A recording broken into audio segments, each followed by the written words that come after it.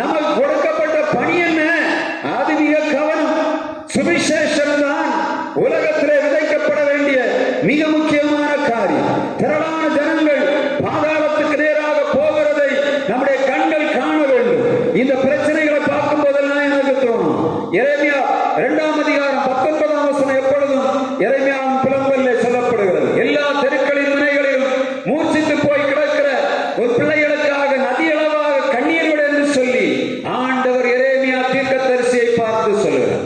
எல்லா தெருக்களின் முனைகளிலும் மூர்ச்சித்து போய் கிடக்கிற ஒரு பிள்ளைகளுக்காக நதியளவாக கண்ணீர் விட என்று சொல்லி ஆண்டவர் எரேமியாவை பார்த்து சொல்லுகிறார். தெருவில் கிடக்கிற பிள்ளைகள் ஆண்டவருக்கு தெரியலையா? எல்லா தெருக்களின் முனைகளிலும் மூர்ச்சித்து கிடக்கிற பிள்ளைகள் ஆண்டவருக்கு தெரியவில்லையா? எல்லாம் தெரியுது. ஆனால் அழைக்கப்பட்ட எரேமியா அவர்களுக்காக கண்ணீர் விட வேண்டும் என்று சொல்லி ஆண்டவர் எதிர்பார்க்கிறார். எதுக்காக உன்னை உருவாக்கி இருக்கிறேன்? நீ உன் இஷ்டத்துக்கு சுத்துவதற்கா? ஒரு தனி மனித வாழ்வுக்காகவா? தெருவிலே ஏராளமான ஜனங்கள் பிள்ளைகள் அழிந்து போய் கொண்டிருக்கிறார்கள். இவர்களுக்காக நீர் கண்ணீர் விட வேண்டும் என்று சொல்லி எரேமியா தீர்க்கதரிசிக்கு ஆண்டவர் வாக்கு கொடுக்கிறார். அதை போலதான் எல்லா ஊழியம். ஒவ்வொரு மனிதனையும் ஆண்டவர் தெரிந்தெடுக்கும் போது அவளுக்கு ஊழியத்தை கொடுக்கிறார். பவுல் அப்போஸ்தலன் மிக மிக பெரிய உதாரணம். ஒரு மனிதன் ஆண்டவருடைய ஊழியத்தை செய்கிறவன் எவைகளை செய்ய வேண்டும் என்பதற்கு பவுல் அப்போஸ்தலன் மிகப்பெரிய உதாரணம். ஆண்டவர் சொல்லுகிறார், நீ அந்தியோகியாவிலிருந்து எபேசுவுக்கு போ. எப்படி போவது? யார் பணம் தருவது? யார் சாப்பாடு தருவது? வழியெல்லாம் எப்படி இருக்கும்? மேடான தேசங்கள் வழியாக 3வது பிரயாணத்தை பவுல் அப்போஸ்தலன் செய்கிறார். மேடான பகுதினா என்னது? மேடான பிரதேசம் என்ன? எல்லாம் மலை. போற வழியெல்லாம் நீங்க பாத்தீங்கன்னா ஜாக்கிரதை எடுத்து பாருங்க. இந்த இடத்துல போற இடம் எல்லாமே மலைகளும் பள்ளத்தாக்களும் நிறைந்த இடம். வழியில மிருகங்கள், துஷ்ட மிருகங்கள் உண்டு, வனாந்தரம் உண்டு. இவைகள் வழியாக பிரயாணம் பண்ணி எபேசுவுக்கு ஏன் போகணும்? ஆண்டவருடைய வார்த்தை சொல்லுகிறது. இந்த அனனியாவை பார்த்து ஆண்டவர் சொல்லுகிறார், இந்த பவுல் யார்? என்னுடைய நாமத்தை எல்லா ஜனங்களுக்கும் அறிவிக்க நான் தெரிந்து கொண்ட பாத்திரம் என்று சொல்லி ஆண்டவர் பவுல் அப்போஸ்தலனை குறித்து முதலாவதாக சாட்சி கொடுத்தார். இவன் பிரஜாதியாருக்கும் ராஜாக்களுக்கும் முன்பாக நிற்க வேண்டியவன், மிகப்பெரிய கல்விமான், மிகப்பெரிய பணக்காரன், மிகப்பெரிய தத்துவஞானி, மிகப்பெரிய நியாய சாஸ்திரி. இந்த பவுலை ஆண்டவர் தெரிந்தெடுத்ததற்காக, சுயத்துக்காகவல்ல, ஆண்டவருக்காக அவனை ஆண்டவர் தெரிந்தெடுத்தார். எனக்கு குக்கிராமங்கள ஊழியம் செய்ய பிடிக்கவே செய்யாது. நான் ஆண்டவரை கேட்டதை எனக்கு சிட்டி தர வேண்டும். நான் என்னெல்லாம் கேட்டேன் இதெல்லாம் உடச்சி என்ன பண்ணுவேன்? கிராமத்துல தான் ஊழியத்தை தருகிறேன். சிட்டியை தவிர எங்கேயுமே எனக்கு காலு ஓட. நாகர்கோவில் தான் எனக்கு மெயினா கண்ணெல்லாம் நாகர்கோவில் பட்டணம். ஆண்டவர் நாகர்கோவில் பட்டணத்துல ஊழியத்தை செய்ய விடல. எங்கேயோ கொண்டு எப்படியோ ஒரு இடத்துல கொண்டு வந்து ஆண்டவர் விதைக்கிறாங்க சொன்ன நோக்கம் இல்லாம இல்லை. நீங்கள் யார்? விசேஷமானவர்கள். நீங்கள் தேவனுடைய இரத்தத்தாலே கழுவப்பட்டவர்கள். நீங்கள் பரிசுத்த ஆவியை பெற்ற கூட்டம்.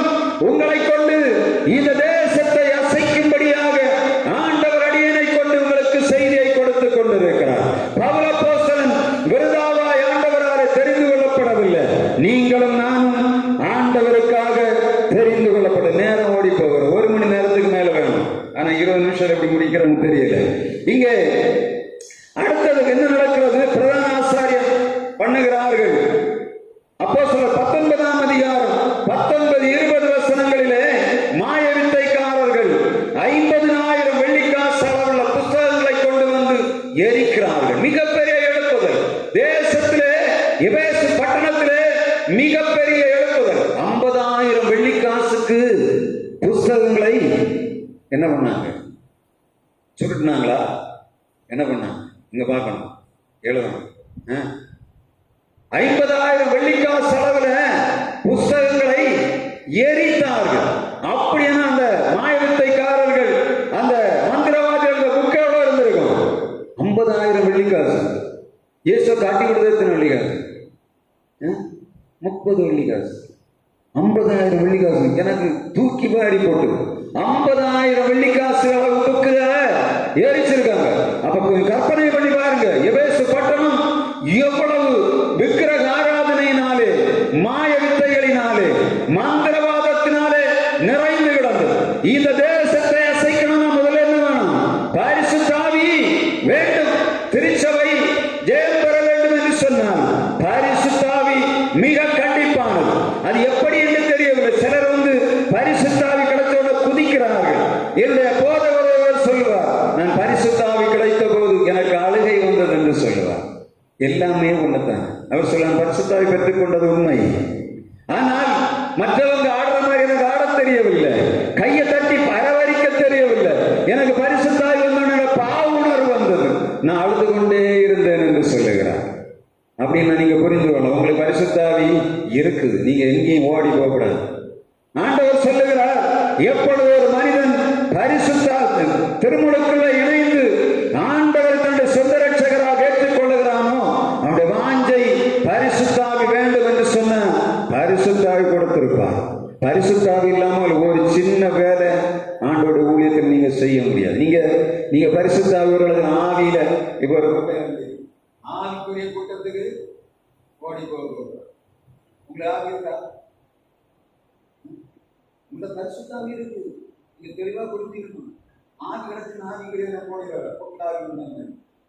சரிதானே? உங்களை குழப்புவதற்கு நீங்கள் இடம் கொடுக்க கூடாது. எப்பொழுது இயேசு இரத்தத்தாலே கழுவப்பட்டு திருமுழுக்கில் இணைக்கப்படுகிறோமோ, இயேசு ஞானஸ்நானம் பெற்று கரையேறின உடனே பரிசுத்த ஆவியானவர் அவர் மேல் இறங்கினதை வேதம் மிக தெளிவாக எழுதி வைத்திருக்கிறார். எப்பொழுது திருமுழுக்கில் ஒரு மனிதன் இணைக்கப்படுகிறானோ அவன் தேவனுடைய வார்த்தைக்கு கீழ்ப்படிந்தபடியினாலே பரிசுத்த ஆவி அவனுக்குள்ள தங்கி இருக்கு. ஏன் நம்முடைய வார்த்தைகள் எல்லாம் தாறுமாறா வருது? ஜென்ம சுபாவம் உடைக்கப்படலை. பரிசுத்த ஆவி ஞானஸ்நானத்துக்கு போகும்போது ஜென்ம சுபாவம் உடைக்கப்படணும். ஒரு மனுஷனும் உடைக்கப்படலை. எனக்கு செத்துன்னு சொல்றேன். பேசிக்கொண்டிருக்கிற எனக்கு அநேக நேரங்களில் ஜென்ம சுபாவம் வெளிப்படுகிறதை மிக கண்கூடாக நம்ம பார்க்க முடியும். நம்ம செய்கிற வேலையை, நம்முடைய காரியங்கள் எல்லாவற்றையும் நம்மை வெளிப்படுத்தி விடும். நம்ம இப்ப பரிசுத்த ஆவியில இருக்கிறோமா, வேற வேலை செய்யறோம். பரிசுத்த ஆவி இல்லாம நம்ம வேலை செய்யறோம்னா நமக்கு தெரியும். உடனே போய் ஆண்டவரே, நான் செய்த தவறுதான், என்னை மன்னியும், இது சரியில்லைன்னா விட்டுவிட கிருபை தாரும் என்று ஆண்டவருடைய சமூகத்திலே கேட்கணும். இங்க இந்த தேசத்திலே மிகப்பெரிய எழுப்புதல் உண்டாகும். இப்பொழுது இந்த பவுல் அப்போஸ்தலன் காய் என்று சொல்லக்கூடிய மனிதனையும் அங்கே இந்த 2 பேரை தீமோத்தேயுவை விட்டு ஆசியாவிலே தங்கி இருக்கிறான். யார் 2 பேர் அனுப்பிவிட்டான்? தீமோத்தேயும் இன்னொரு மனிதனையும் அனுப்பிவிட்டு இப்பொழுது அவன் அகாய தேசத்துக்கு அனுப்பிவிட்டு அங்கே ஆசியாவிலே ஊழியம் செய்து கொண்டிருக்கிறான். மிக முக்கியமாக எபேசுவை பற்றி நம்ம கவனிக்க வேண்டிய காரியம் என்னன்னா, இனிதான் அந்த காரியம் வருகிறது. வாசிங்க, ஒரு கலகம் உருவாகுது. அப்போஸ்தலர் 19ஆம் அதிகாரம் 24ஆம் வசனம். சீக்கிரமா வாசிங்க. தெமேத்ரி என்று சொல்லக்கூடிய பேர் கொண்ட தட்டான் வெள்ளியினாலே சொரூபங்களை செய்து தொழிலாளிகளுக்கு மிகுந்த ஆதாயத்தை வருத்தி கொண்டிருந்தான். இப்பொழுது இங்கே ஒரு கலகம் உருவாகிறது. எபேசுவிலே பவுல் அப்போஸ்தலனுடைய உபதேசத்துக்கு எதிராக ஒரு கிரியை ஆரம்பிக்கிறது. காரணம் என்ன? திரளான ஜனங்கள் மாய வித்தையை விட்டு வெளியே வந்து விட்டார்கள். இந்த தியானாளுடைய கோயில் இப்பொழுது எண்ணமற்று போகக்கூடிய காரியம் வந்து விட்டது. இப்ப நான் உங்களுக்கு சொல்லணும், எபேசு ஏன் இவ்வளவு காரியங்களை அங்கே பவுல் அப்போஸ்தலன் செய்ய வேண்டியது இருந்தது என்று சொன்னா, எபேசு பட்டணம் என்று சொல்வது ரோமானியர்களின் வன தேவதை அல்லது காம தேவதை என்று சொல்லக்கூடிய ஒரு தேவதையாகிய தியானாளுக்காக கட்டப்பட்டது. இந்த கோயில் எதற்காக கட்டப்பட்டது என்று சொன்ன, எல்லா விதமான அக்கிரமங்களையும் தேவதாசிகள் நிறைந்து எல்லா அக்கிரமங்களையும் செய்யக்கூடிய அளவிலே அந்த கோயில் கட்டப்பட்டது. இந்த கோயிலுக்குள்ளே பாவிகள் போனாலும் அங்கே போய் யாரும் அதை அரஸ்ட் பண்ணிட முடியாது. அந்த கோயிலுக்குள்ள சட்டம் என்னன்னா, இந்த தியானாளின் கோயிலுக்குள்ளே போய் எந்த மனிதனையும் எந்த சட்ட காரியங்களும் ஒன்றும் செய்து விட முடியாது. அதுக்குள்ள போய் எல்லா தப்பும் பண்ணலாம். அப்படிப்பட்ட ஒரு கோயில். அது அது 127 தூண்கள் கொண்டது.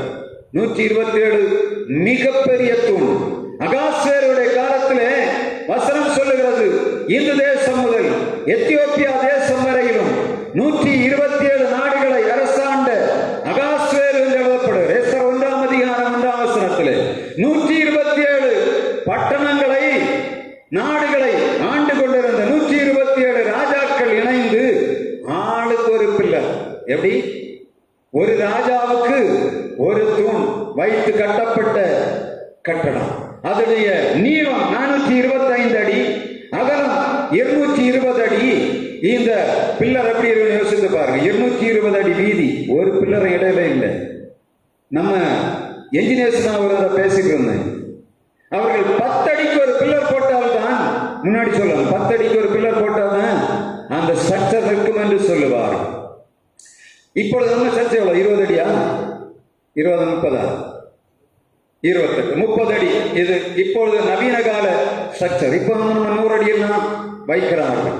220 அடி வீதி, பில்லர் இல்லாம. யோசித்து பார்த்தீங்க, 425 அடி நீளம். இந்த பில்லர் அப்ப எவ்வளவு ஸ்ட்ராங்? 60 அடி உயரம் உள்ள அந்த கோயில். இந்த அவனுடைய கோயில் இருக்கிறதெல்லாம் 127 பில்லர்ல நிற்கிறது. 60 அடி உயரமானது. அது ஒரு ராஜா ஒரு பில்லரை வைத்து கட்டப்பட்ட மிக பிரதானமான கோயில், தியானாளுடைய கோயில்.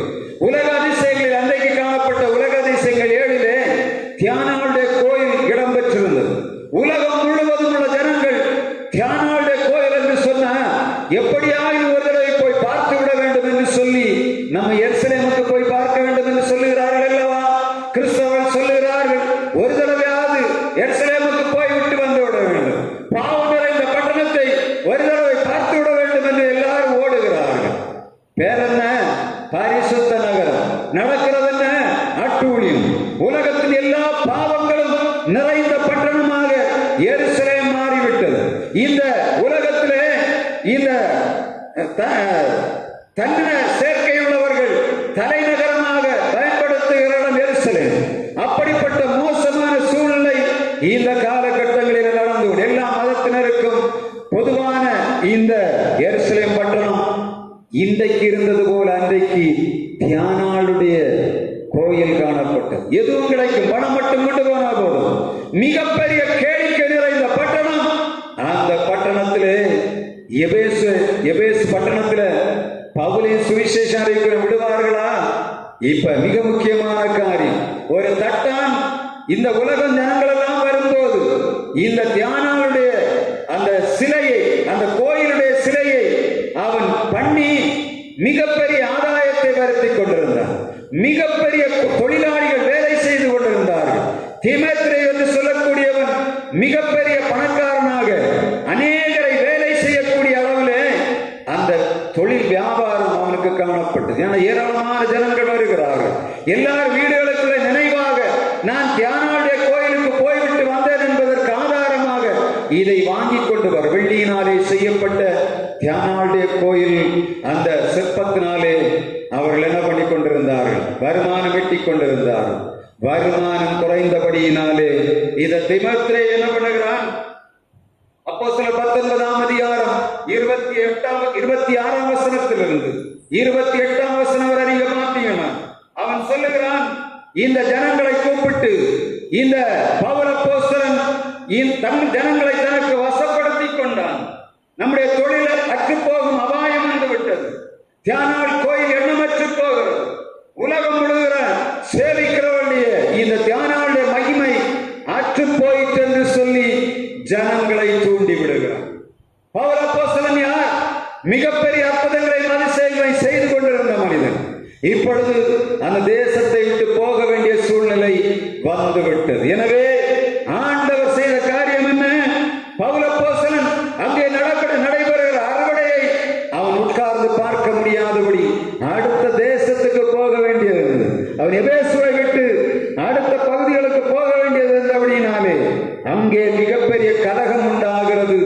ஜனங்கள் அங்கே காய் என்று சொல்லக்கூடியவனையும் இன்னொரு மனிதனையும் அந்த நியாயஸ்தலத்துக்கு முன்பாக இழுத்துக் கொண்டு போகிறார். வாசிங்க அப்போஸ்தலர் 19ஆம் அதிகாரம் அதிகாரம் 29 முடிக்க போகிறேன். பட்டணம் முழுவதும் கலகத்தினால் நிறைந்தது. மக்கதோனியனாகிய காய்வையும்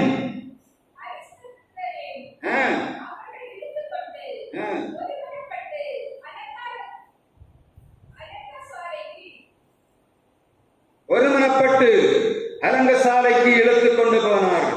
பவுலுக்கு உதவியாக வந்த காய்வையும் அரிஸ்தர்க்கையும் அவர்கள் இழுத்துக் கொண்டு அரங்கசாலைக்கு பாய்ந்தோடினார்கள். ஏன்னா இவர்களை கொண்டுவிட வேண்டும் என்று தீர்மானம் பண்ணிவிட்டார்கள். பவுலை மற்ற ஜனங்கள் சொன்னார்கள், அரங்கசாலைக்கு போக வேண்டாம், உங்களை கொண்டு போடுவார்கள். இப்பொழுது கூட்டம் மிகவும் பெருத்து விட்டது. எப்படி ஆகிலும் இவர்களை கொண்டு விட வேண்டும் என்று சொல்லி தீர்மானம் பண்ணின போது அலெக்சாண்டர் என்று சொல்லக்கூடிய ஒரு மனிதன் அங்கே எழும்புவார். அப்போஸ்தலர் 19 அதிகாரம் 33 41 வரை சொல்லப்படுகிறது. இந்த அலெக்சாண்டர் எழும்பினான், அந்த ஜனங்களை அமர்த்தி போட்டான். சொல்லுகிறான், தியானால் மிக பெரியவளானால் இவர்கள் உங்களுக்கு எதிராக வந்து கொள்ளையடிக்க வந்தவர்கள் அல்ல, உங்கள் தியானால் என்ற இந்த தேவதையை தூஷிக்க வந்தவர்கள் அல்ல. இது கடவுளுடைய திட்டமானால் அதை நீங்கள் தடை பண்ணக்கூடாது என்பதை என்று சொல்லி இந்த ஜனங்களை காப்பாற்றினார்கள்.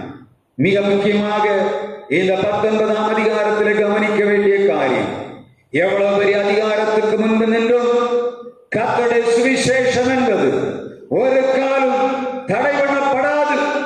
ஆண்டவருடைய சுவிசேஷத்தை அறிவித்த பவுல் திரும்ப ஊழியம் செய்ய வேண்டியது இருந்தபடியினாலே அவனை ஒரு மனிதனாலும் தொட முடியவில்லை. கர்த்தரே அவர்களை பாதுகாத்தார். ஆனால் பவுலுக்கு கொடுக்கப்பட்ட பணி என்ன? அடுத்த தேசத்துக்கு போக வேண்டும். ஆண்டவர் தம்முடைய பிள்ளைகளை பாதுகாத்தார். அது மாத்திரமல்ல, அநேக அற்புதங்கள் அடையாளங்கள் நடைபெற்றது. இயேசுவின் நாமத்தினாலே பிசாசுகள் ஓடினது. பவுலின் சரீரத்திலே காணப்பட்ட உருமால்கள் மூலமாக பிசாசுகளும் ஓடினது. அதை போல நோய்களும் சுகமானது. இன்றைக்கும் அதே வல்லமை, இயேசு வல்லமை தேசங்களை ஆளுகை செய்து கொண்டு வருகிறது. இந்த பகுதியிலும் கர்த்தருடைய வல்லமை, பரிசுத்தாவின் வல்லமை வியாபித்துக் கொண்டிருக்கிறது. யார் யாரெல்லாம் பலவீனத்தோடு சுகவீனங்களோடு வீடுகளுக்குள்ளே படுத்திருக்கிறீர்களோ, கர்த்தருடைய வல்லமை உங்கள் வீடுகளை ஆளுகை செய்யும். கர்த்தருடைய மகிமை வெளிப்படும் போது சத்ருமானும் சிதறடிக்கப்படுவான். உங்கள் வீட்டுக்குள்ளே கர்த்தருடைய பரிசுத்தாவின் வல்லமை இறங்கி ஆளுகை செய்யும். எல்லா பலவீனங்களும் இயேசு நாமத்திலே ஆற்று போகும். சரீரத்திலே காணப்படும் நோய்கள் இயேசு வல்லமையுள்ள நாமத்தினாலே ஆற்று போகும். அன்றைக்கு அப்போஸ்தலனாகிய பவுலின் மூலமாக செய்யப்பட்ட அதே அற்புதங்கள், அதிசயங்கள் இந்த நேரத்தில் ஆண்டோட வார்த்தையை கேட்டுக் கொண்டிருக்கிற உங்கள் சரீரங்களுக்குள்ளே கிரியை செய்யும். அவருடைய வல்லமை இன்றைக்கும் ஆளுகை செய்து கொண்டிருக்கிறது. சகோதரனே, இயேசுவின் நாமம் உன்னதமான நாமம். இயேசுவின் நாமம் விலையேறப்பெற்ற நாமம். இயேசுவின் நாமம் பிசாசின் கிரியைகளை அழிக்கிற நாமம். அது இந்த நாளிலும் கிரியை செய்து கொண்டிருக்கிறது. இயேசுவின் நாமம் இனிதான நாமம், இணையில்லா நாமம், எங்கள் இயேசுவின் நாமம் இனிதான நாமம், இணையில்லா நாமம், இன்ப நாமம். பாவத்தை போக்கும், கயவதை நீக்கும், பரம சந்தோஷம் பக்தருக்கு அளிக்கும். பாவத்தை போக்கும், கயவதை நீக்கும், பரம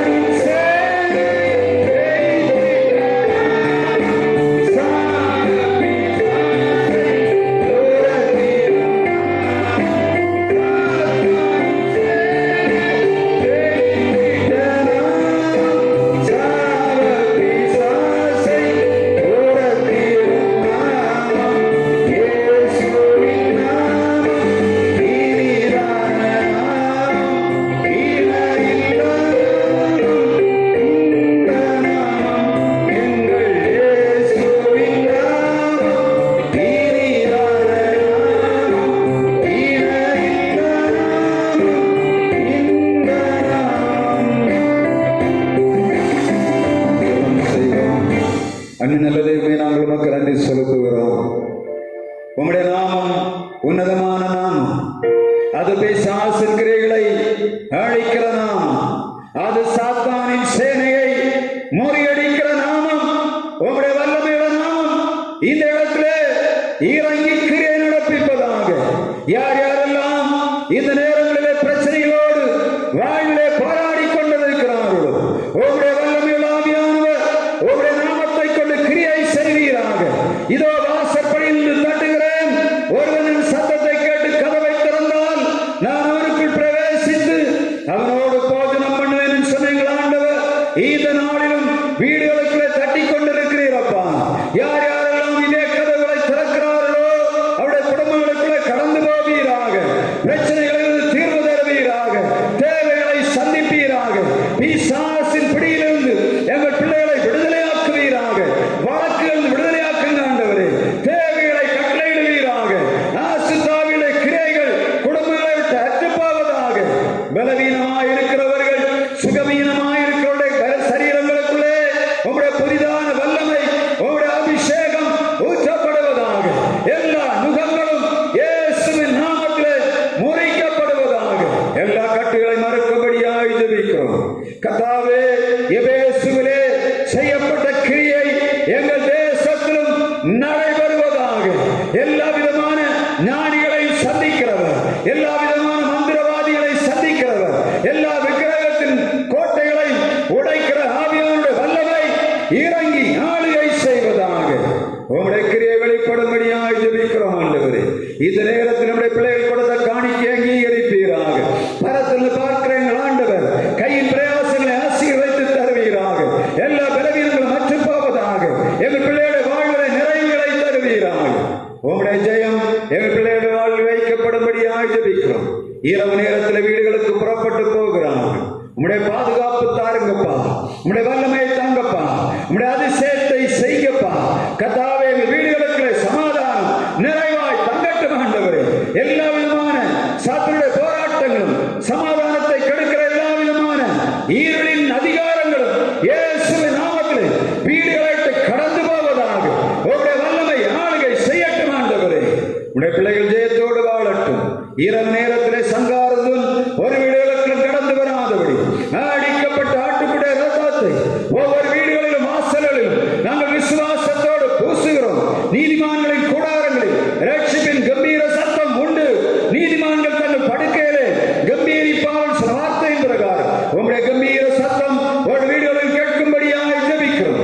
காலை நேரத்திலே சந்தோஷத்தோடு எழும்பி தங்கள் கடமைகளை செய்யும்படியாய் கர்த்தர் இரக்கம் பாராட்டுவீராக. இந்த